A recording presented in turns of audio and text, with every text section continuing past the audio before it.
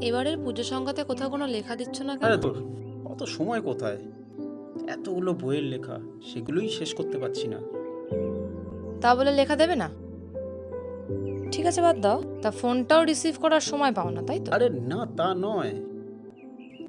তুমি তো বুঝতে পারছো আমি এতগুলো কাজ নিয়ে বসে রয়েছি, তার মধ্যে আর এক সপ্তাহ বাকি নেই আমাদের বিয়ের, তার মধ্যে সবকিছু ম্যানেজ করা। ছাড়ো তো, ওসব এক্সকিউজ আমাকে দিও না। অনু, আমি লিখি সমাজের জন্য,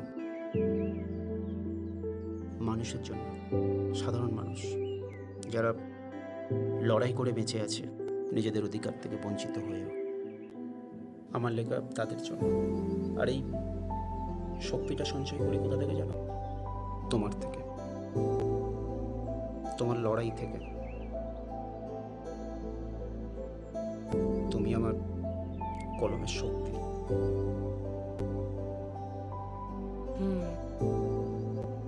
জানি।